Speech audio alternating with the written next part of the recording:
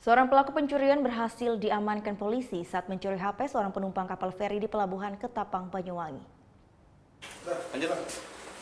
Berniat pulang kampung setelah merantau di Pulau Jawa, pria asal Manggarai, NTT diamankan jajaran Polsek kawasan Laut Gilimanuk, Jemberana. Hasrat Marcelinis Gabur, 27 tahun, nekat melakukan pencurian di tengah kapal feri yang ditumpanginya dari pelabuhan Ketapang, Banyuwangi.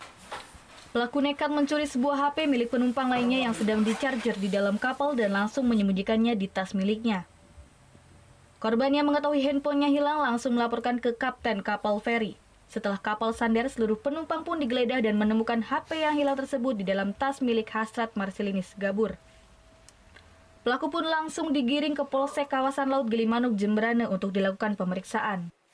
Bersamaan dengan itu, anggota kami menerima laporan bahwa di kapal jalur Nusa yang akan merapat di Dermaga 3 itu telah terjadi atau ada HP yang dilaporkan hilang, sehingga anggota kami langsung melakukan ikut serta melakukan penggeledahan ke dalam, dan ternyata memang benar pada 07.30 tersangka M telah mengambil satu buah HP.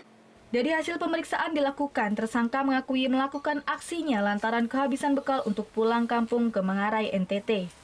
Rencananya HP hasil curiannya tersebut akan dijual untuk bekal dirinya pulang ke kampung halamannya. Untuk mempertanggungjawabkan perbuatannya, pelaku dijerat pasal 363 KUHP dengan ancaman hukuman 7 tahun penjara. Putu Wijana melaporkan untuk NET. Oh yang beneran? Iya, oke. Tapi gue pernah.